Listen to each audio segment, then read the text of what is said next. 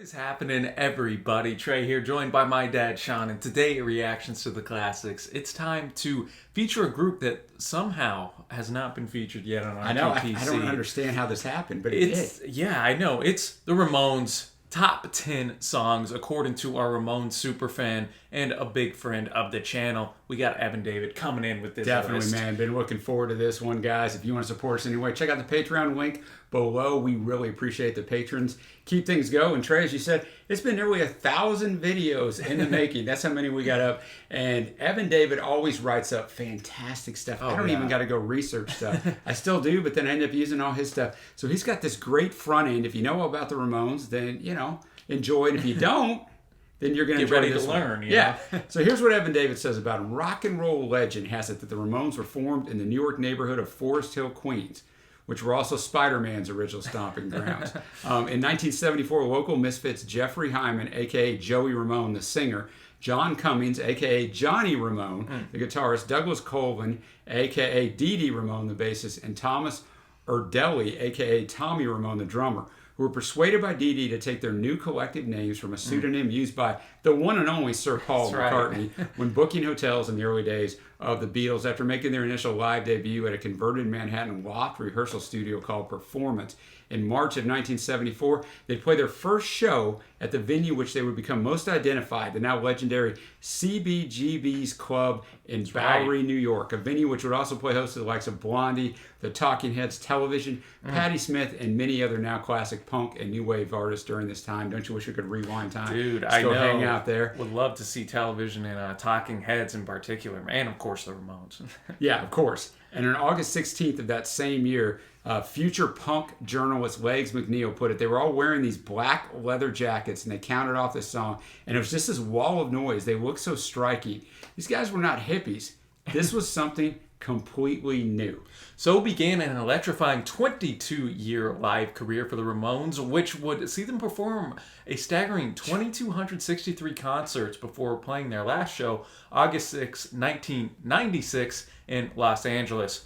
Taking it back to 1975, though, the Ramones had signed to the Sire record label, and their now iconic debut album, simply dubbed Ramones, came out April of 76, the first of 14 records over their career, none of which would sadly achieve the chart success at the time that the sheer overwhelming power and cartoonish joy of the group's music so richly deserved. For, as Joey Ramone himself would later put, rock and roll is about fun, and fun didn't exist in rock for a long period of time. Everyone took themselves too seriously. It was like the big corporations, the big machine didn't want us to succeed. We were shaking things up, and they fought against us. As far as not being able to get radio play, throwing any obstacle they could in our path, we were like aliens. Yeah, and those record companies, back in mid-75, they still had an insane amount of power. Not that they don't now, but they had an insane, you can work around them now. For better or worse, however, Tom would leave the band after their first 3 albums, ultimately preferring a producer's role due to the stresses and strains of the unforgiving touring schedule.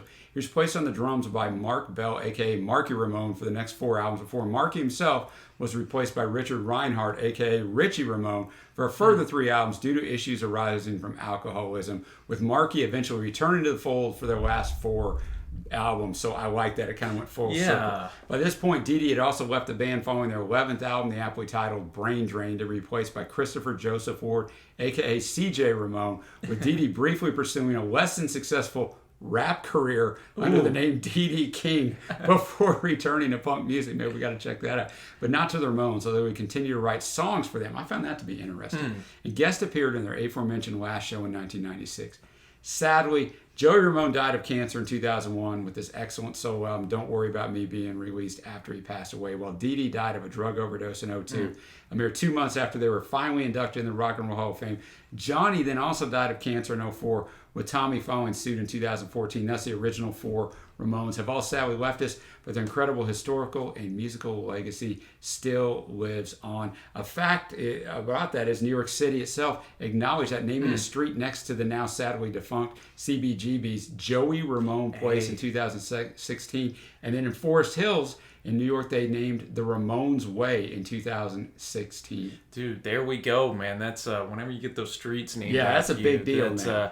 You know you're in it forever. big time. In terms of their musical style, the Ramones were strongly influenced by the likes of the Stooges. You of course had the New York Dolls, those really influential proto-punk bands, as well as by glam rock, 60s girl groups, and the bubblegum and garage pop in general. In terms of their wider musical impact, however, the Ramones themselves have been truly colossal, and indeed, to some extent, it's probably easier to list a modern rock band who haven't been influenced in some way, shape, or form by them. Certainly, they were hugely influential on the initial wave of British punk bands like Sex Pistols, Clash, The Damned, many of whose members had come to see the Ramones' first UK show at the Roundhouse in London in 1976. Although, ironically, the latter controversy surrounding the antics of British punk bands such as the Pistols while touring the States certainly didn't help the Ramones' own efforts to crack mainstream America, with Joey Ramone, amongst others, blaming it as for the sudden decline in sales for their unluckily titled then single Sheena Is a Punk Rocker. As Gene Simmons, a fellow cartoon rocker's Kiss, would later put, "We think of the Ramones as a classic, iconic band. They have one gold record to their name. They never played arenas, couldn't sell them out. It was a failed band. It doesn't mean they weren't great. It means that the masses didn't care." Gene just cuts to the point. We're almost done with this intro, but I just wanted to say it because it's so good. For those who could identify with these ultimate musical underdogs, however, their impact was often both stunning and immediate. For as Danny Fields, the Ramones' first manager, later put it, "I swear to you, every place we went to, there were bands that did not exist when the Ramones first played there. And when they came back, they did. Your Pied Pipers out there. Groups like the Cramps, the Dead Kennedys, Black Flag, Bad Brain, and Trey's old favorites, the Replacements, have been cited as early examples of this process, while members of other bands such as the Misfits, Metallica, Pearl Jam, Nirvana, Guns N' Roses, The Strokes, Iron Maiden, the Lemonheads, and Green Day have all acknowledged the musical debt to the Ramones, with the frontman of the latter even naming his son after Joey Ramone. Perhaps the best musical tribute to the Ramones, however, came from fellow rock stalwart Lemmy from Motorhead, who wrote a blistering tribute song called R.A. and spells out Ramones, that would feature on the Japanese version of the band's last studio album, Adios Amigo, with Lemmy himself joining the Ramones on stage to sing it during their aforementioned final concert. And even as mainstream success had mostly continued to elude them in the States until their very latter days of their career, the Ramones had nonetheless become hugely popular in far-flung areas of the world such as Japan and South America. That's crazy. Often encountering Beatlemania-esque scenes of fan mayhem while touring the latter. Moreover, their iconic logo, based on the presidential seal of the U.S., but with added baseball bats, has since become one of the most ubiquitous and commonly worn designs to be found on t-shirts and other rock apparel and accessories everywhere. In fact, the Ramones have since been dubbed the second most influential band in rock and roll history after the Beatles. And, you know, you go into any hot topic or anything. I was going to say, more people, know the logo, I think. Yeah, they do. No, nobody actually, I want to go up to them like, do you know anything about these guys? And then here's Evan David's personal connection, and then we'll jump into the list. Well, I may have earlier heard some of the songs like Don't Come Close being used in UK TV adverts on occasion over the years without knowing they were, in fact, Ramones tunes. First time I truly knowingly fell head over heels in musical love with them was when I first heard Bonzo Goes to Pittsburgh in the Jack Black musical comedy School of Rock, which I watched last summer and still excellent. I instantly knew I had to hear more, and I soon tracked down their fantastic compilation album, Ramones Anthology. In some ways, the overpowering energy and beat, and above all, the ferocious sense of fun to be found in the music of the Ramones made them the band I've been looking for my entire life, and I distinctly remember insisting to my best friend at the time, who remarked that the Ramones songs all sound the same, that, but they all sound good. In that spirit, I had a truly horrible time trying to whittle down my initial Ramones long list that I'd produced by re-listening to their entire discography to a mere top 10. And my list of honorable mentions is unsurprisingly legion, including I Want You Around, Touring, She's the One, Don't Come Close, All the Way, Sheena Is a Punk Rocker, Time Has Come Today, It's Not My Place in the 9 to 5 World, California Sun, Today Your Love, Tomorrow the World, Beat on the Brat with the Baseball Bat, and I'm Against It, plus the whole of the Acid Eaters album of psychedelic covers by the Ramones to boot. In doing so, however, I tried once again to include a mix of their biggest hits and some of my own personal favorites. And while there's no guarantee that the tunes in my final list will have the same impact on the wider RTTC audience as they did to me, all I can say is that I did my best. But if any disgruntled Ramones fans out there think they can do better, then all I can then do is echo the words of Johnny Ramone himself when talking to members of The Clash following the aforementioned Roundhouse gig. Just get out there and do it. Hey, yeah, I love it, man. I love it. So before we get into it, the music won't be in here. Check out the link below if you want to hear the songs, and they will be right there. Trey, I only know, Evan David's done some Ramones on our live streams, which every Wednesday and Friday. Follow us on Twitch down there below. We have great hangouts there. Otherwise, I just know their debut album. I've just never had a chance to really dig into the other stuff. So man, this will all be new for me. I know. I'm looking forward to it, man. And we're going to start it off with arguably their most well-known tune. I was going to say, number 10. I would think so. We have 3 videos, and this is going to be one of them. We have Blitzkrieg Bop. And with this list, man, the Ramones known for those short and sweet tunes. Very much so. It's going to be a quick list.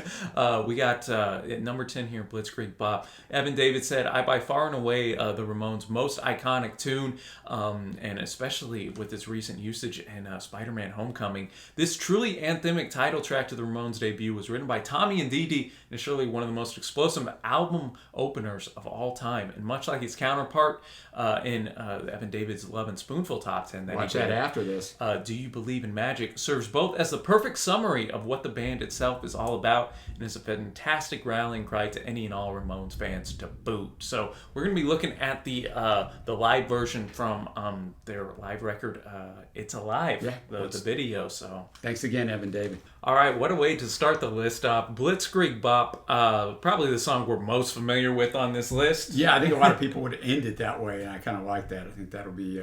I like the way he started this out with this.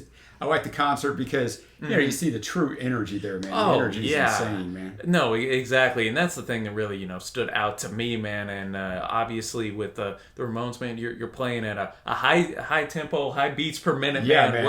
We're going into it, and just that raw energy, that punk energy coming in, just with the hey ho, let's go, like just such a simple phrase, man, but it kind of gets the people going and knowing what to expect. Exactly. Yeah, it's fantastic. And I was first really introduced to the Ramones through the Rock Band video game, man. And there you go. I was the drummer, man. So many of you guys have, man. I was like Tommy back there, man, going in and putting in the work, trying to keep up with the fast paced beat, and that whole sense. And what, like a blitzkrieg, it goes back to kind of like that war tactic, right? We're just gonna kind of hit them hard and fast. Hard, man. The lightning war, the Germans used to use that. So yeah, that's kind of what they were talking about there. So yeah, man. I mean, there's not going to be a ton of like crazy lyrics probably in most of these, but it's more about the feeling of it. No, definitely, man. So a good way to start the list off here, Evan David. And now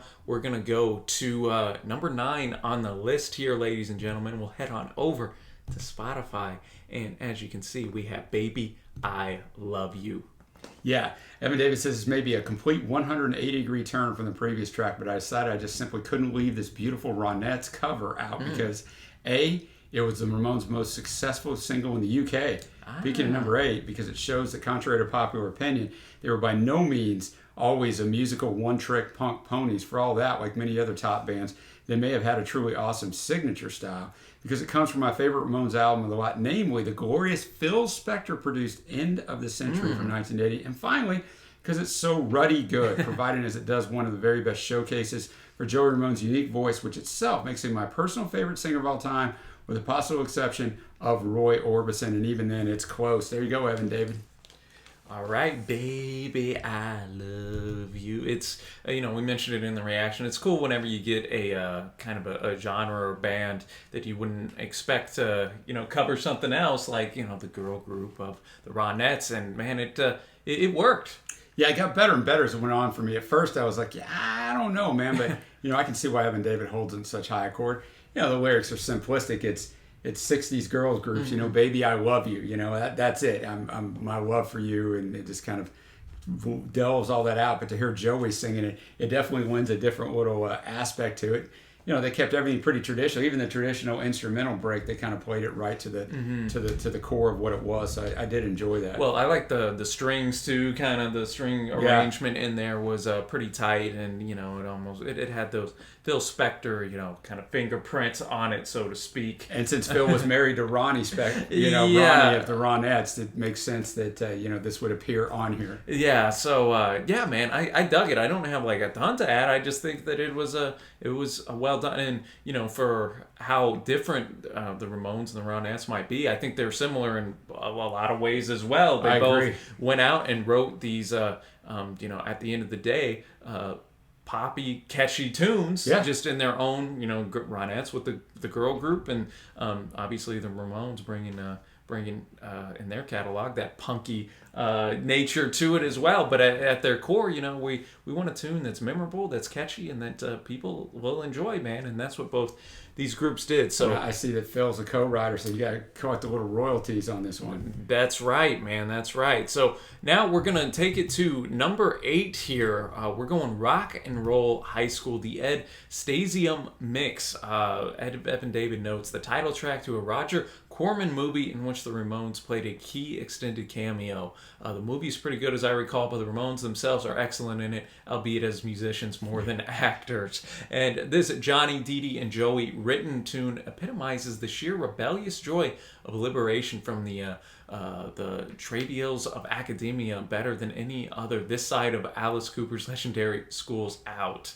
Johnny later told horror stories of having had to play the opening chord for this tune for 8 hours straight for Phil Spector, while the latter remixed it for the aforementioned End of the Century album.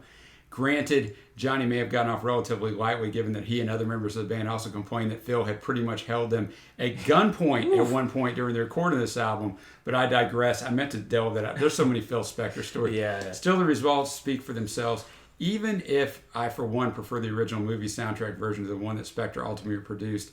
As an ex-history teacher myself, however, it still feels a bit weird singing along to the line, I don't care about history, because that's not where I want to be. All right, rock and roll high school. This song reminded me of one band in particular. It was obvious. The Beach Boys. Yes, exactly. Obvious. And yeah, it was a throwback. There's a little bit of, 50s rock in there, and then it's just, it's all about, while the electric guitar was coming in way heavier than it would on a Beach Boy, it's just absolutely Beach Boys infused in a very simple song. Just you hate high school, you hate the teachers, you hate the principal, you don't want to be stuck there, don't want to be taught to be no fool, and fun rock and roll high school. So I enjoyed it for what it was. You mentioned in the reaction, Marky Ramone on the drums was really going on. All the instrumentation on this, we haven't really mentioned it yet. It's top notch. I mean, you got to be able to go to play on these kinds of songs. No, man, I liked Johnny's lead guitar part, and in particular on this one, man, and just the cadence of rock and roll high school. It sticks in your head, man, and that is the idea for these. No, man, yet again, just a catchy tune that,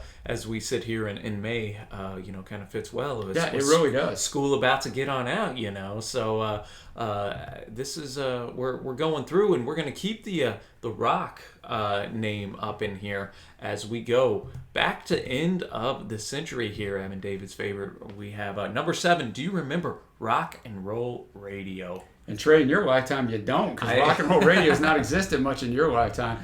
He said this wonderful nostalgic song is written by Dee Dee, Joey, and Johnny. Sums up the Ramones' core musical ethos better than any other for me, even if some of its references fly over my head just a little bit as a Brit who grew up in the 80s and 90s, rather than as an American who grew up in the 60s and 70s.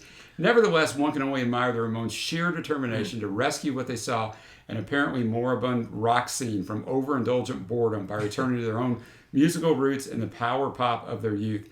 For as Johnny Ramone himself had put it a few years earlier, we're playing pure rock and roll with no blues or folk or any of that stuff to it. And we try to be entertaining and bring back the feeling of kids coming and having a good time united with us. Well, let's find out. Do you remember Rock and Roll Radio? And just off the bat, you could tell that Phil Spector production again coming in, most notably in kind of the grand horn arrangement that we had in here. That's what I was thinking too. Even in the mixing of bringing it in like it's a radio station and ending it that way.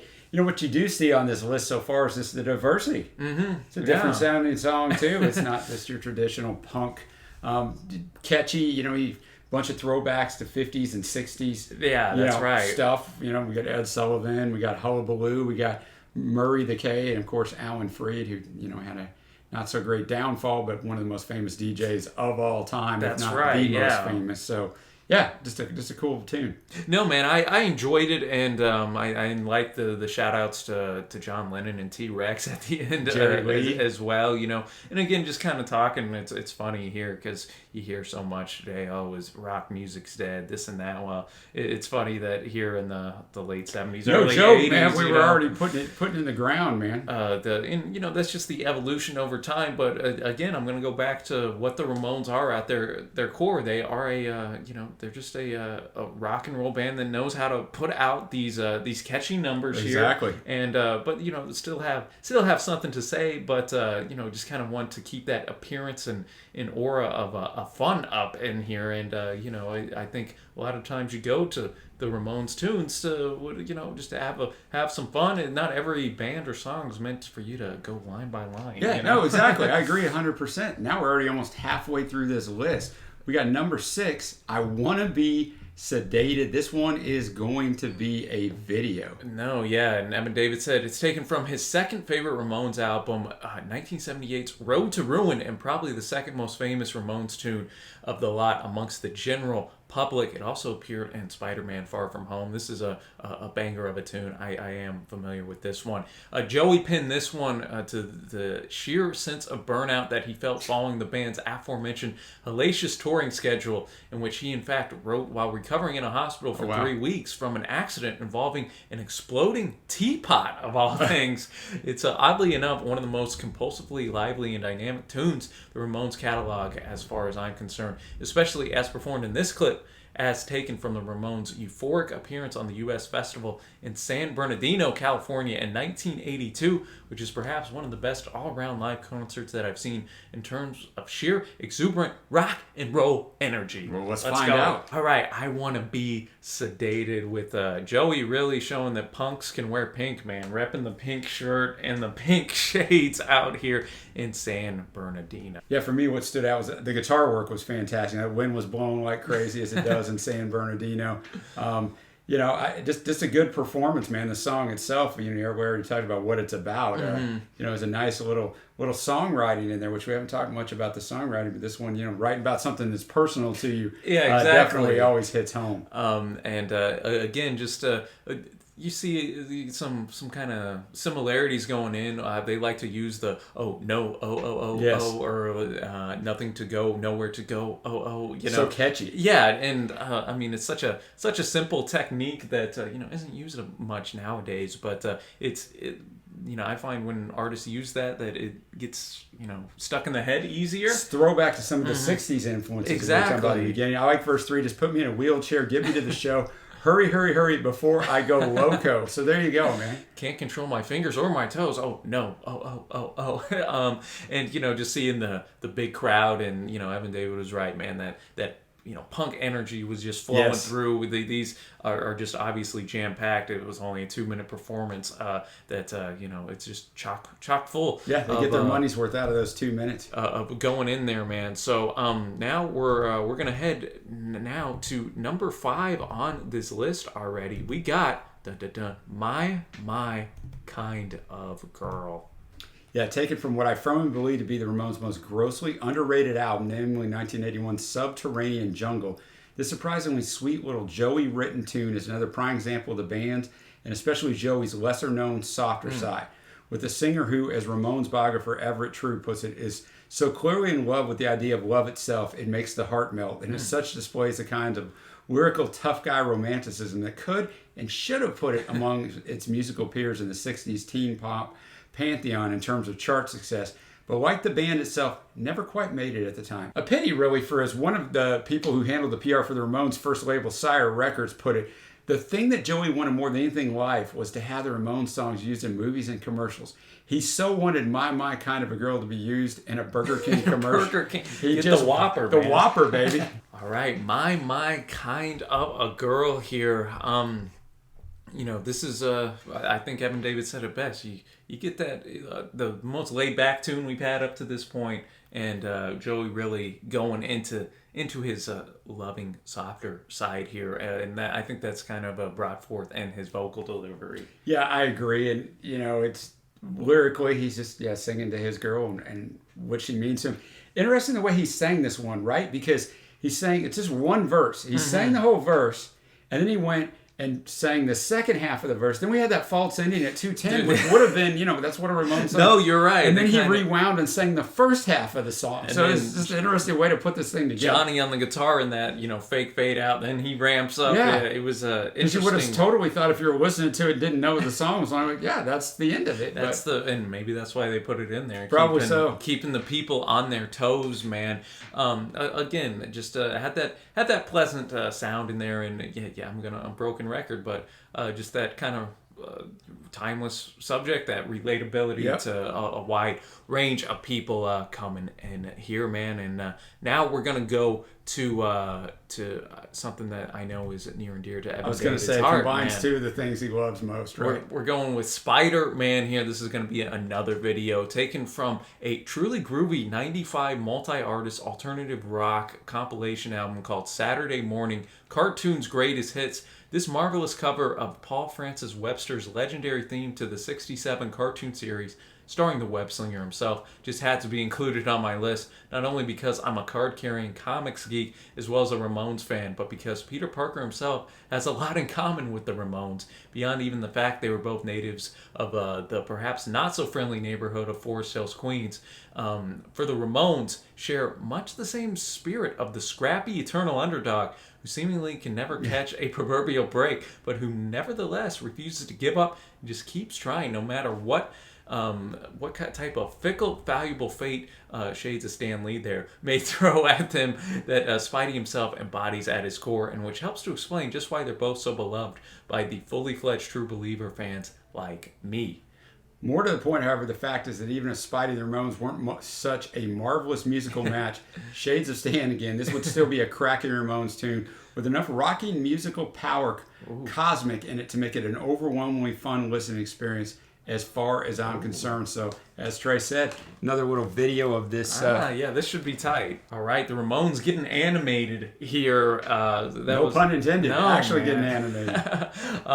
Just kind of simple and to the point, man. It does kind of fit with that fun nature. I was going to say, it actually fits them quite well, so they made a good choice for that. I mean, it just tells the story of Spider-Man, obviously. It's from 1967, but a good fun video as well. But yeah, it suits them perfectly, Trey. Now we're up to another video, and we're up to the top three. No, man, yeah, and I just last little note. I was hoping that Spider-Man would somehow converge with the Ramones in animated form, but man, we don't want to be in real life. Maybe one day, but man, that was tight. And yeah, top three with our last video of the list here. These have been fun. With what do we got, Dad? I Don't Want to Grow Up, taken from their 14th and final studio album, 1995's Adios Amigos, and originally written by none other than a guy who we know a ton about, Mr. Tom Waits. We got a million things up of him on the channel. This fierce cry of denial of and lament for the ruthless crushing of the singer's youthful spirit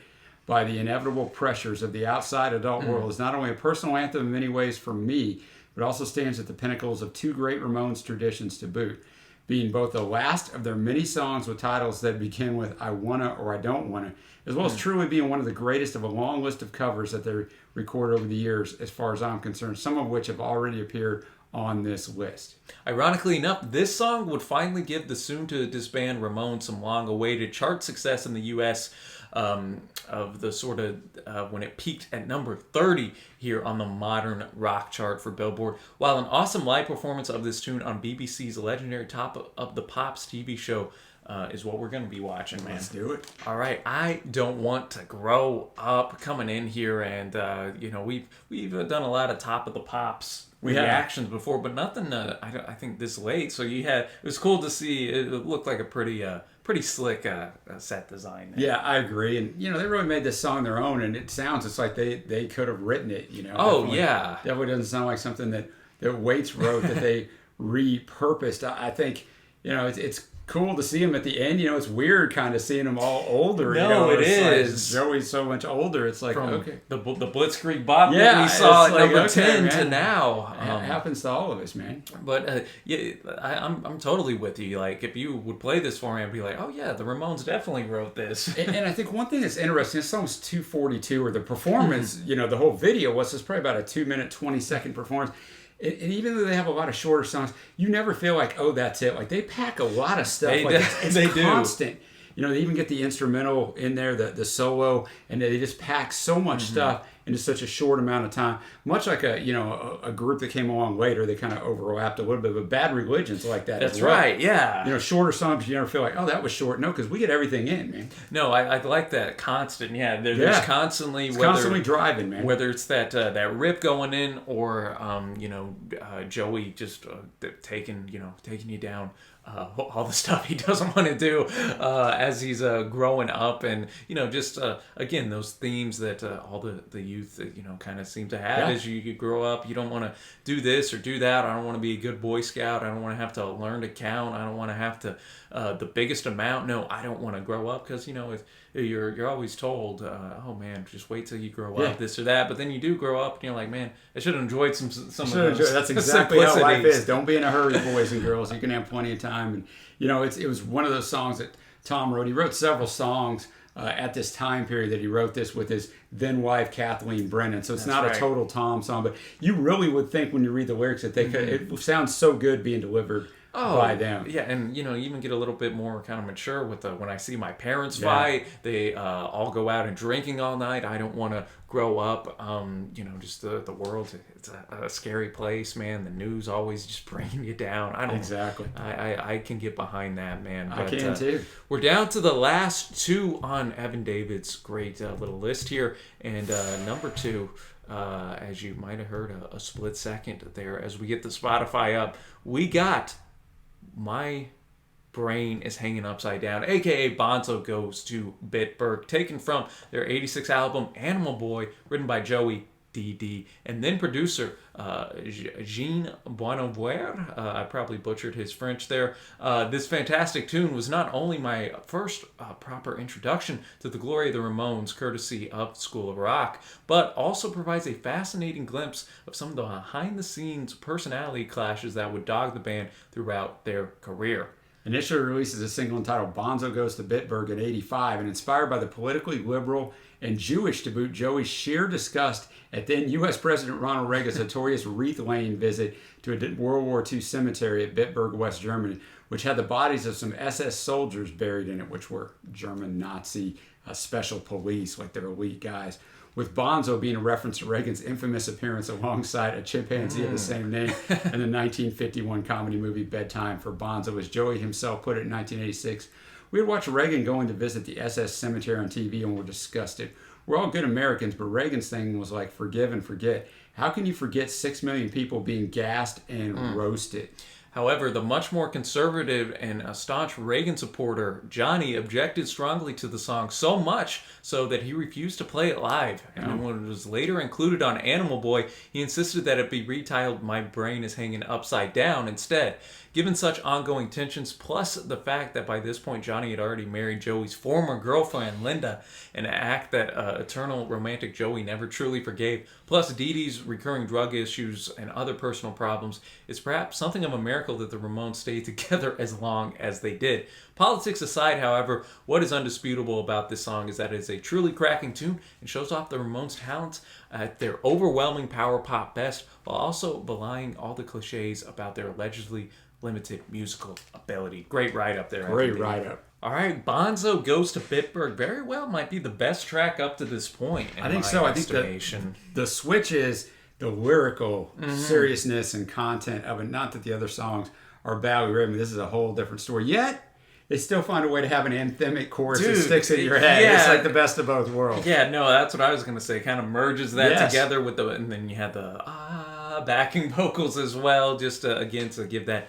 air of a catchiness, so to speak. But no, man, I like that punk attitude of we're gonna say what we want type of deal coming through very strongly right here. I mean, just kind of a delving out what we said in the intro. Yeah, I like the end of the first verse. Better call the law. When are you going to turn yourself in? Yeah, you're a politician. Don't become one of Hitler's children. I thought that was the most fire line. And they weren't alone during this period. A couple years later, U2 will write a couple songs that they don't outright call out Reagan, but is about Reagan and his policies in the Joshua Tree. So there were several bands that were delving in this ground, but I wouldn't have expected the Ramones to. I respect it, man. I dug it, and just quite simply, if there's one thing that makes me sick, it's when someone tries to hide behind politics. I mean, that could... Boy, he didn't know what was coming. That could be an anthem, man, for pretty much any and all people.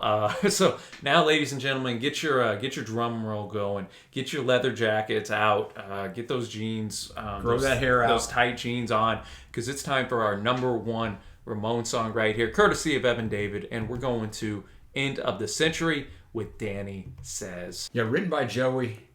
This truly captivating love song, whose title refers to Ramone's aforementioned first manager, Danny Fields, epitomizes the aforementioned sense of tough guy romanticism that's always drawn me to Joey's tunes, even more than those of his fellow Ramones. And this is one of Joey's own personal favorite Ramone tunes, and with darn good reason. After all, while ably encapsulating the singer's sense of rootless outsider loneliness coupled with passionate, sentimental determination when faced with separation with his loved one due to the band's relentless touring schedule, this deceptive yet simply yet evocative, we're getting back, Beach Boys-esque little tune includes some very smartly written references to the Ramones' own musical output, as well as to wider pop culture staples such as the TV show Get Smart, and is also a really groovy Christmas tune to boot.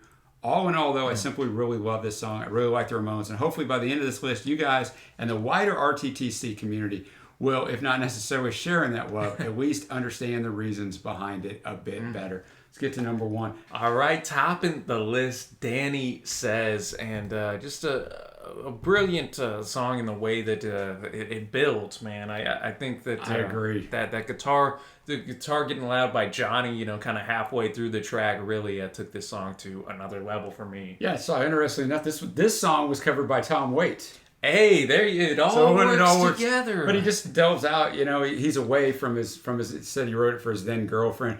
And Danny, of course, is their manager telling him they got to keep going on these tours. So he's just delving out the record stores and interviews, hanging out in 100B. So he's in the hotel room watching Get Smart on TV, thinking about you and me, hanging out in LA. There's no snow, Trey, so it can't be Christmas time, even though it was. Well, and listening to Sheena on the radio, of course, Ode to Sheena is a punk rocker, one of my favorite Ramones tunes. And again, it had that pleasant type of melody as well. The best of the romantic songs on here that Evan David brought. He had the right one. I think so for sure, man. Even a little organ action in there. So all in all, man, a very worthy number one, I think, on this list, which I guess will take us now to our favorite tracks on this list. I think Evan David kind of sequenced them in a lot of the same ways I would, because I have Danny Says and Bonzo Goes to Pittsburgh both in my favorite tracks, and it's cliche, but I gotta give the nod to Blitzkrieg Bop as well. I thought that was that's one of the first Ramones songs I heard, and it just to this day, they got that energy boost. I'm actually on the same three songs you are, with an honorable mention to I Don't Want to Grow Up, the Waits cover at 3, and then I Want to Be Sedated, which was at number 6. You're right, yeah. I was going to give another nod to I Want to Be Sedated, so we're on the same wavelength here, man. Do you remember Rock and Roll Radio was great as well with the production there? I think one of the things that I noticed, I don't know if you noticed this, in the top of the Pops performance, up at the top when they showed their names, they also showed how many albums they'd sold. Oh, yeah. And it said 4.5 million. That's right. That's crazy for 14 albums, because this was promoting their last album. 4.5 million. For a band to be this iconic and last that long, and only sold that little amount, kind of goes back full circle to what Evan David was saying at the start. how the band was never really appreciated during their time. No, exactly, man. And I think it just wrapping up this list and just this video in general. Yeah, I think one of the reasons too, the Ramones, on top of good marketing, but I think some people are drawn to them because it's not like these guys are musically trained. You know some chords. You have Joey's passion going out there on the vocal performance, and I think there's that relatability there where it's like, some bands you see, it's like, wow, like you really enjoy it, but there's no relatability because they're so far up here or whatever. Here it's like these guys are everyday type of dudes that I could see me sitting, grabbing a drink with, watching TV, going to the movie, whatever the case may be. That's a great point. And it was able to kind of capture that youthful kind of energy in their tracks, man. And maybe that lack of success kept them there, so they would continue to be relatable. Well, that is going to wrap it up from here, Dad. We, of course, want to know your thoughts on Evan David's list. Be sure to give him some love. And remember, it's hard to put together 10 songs, so go gentle. And let us know your top 10 list if you so care to take up that challenge. As always, Dad, appreciate it. Yeah, it's a fun one, man. And until next time, y'all, thanks for watching. Happy listening, and we will see ya.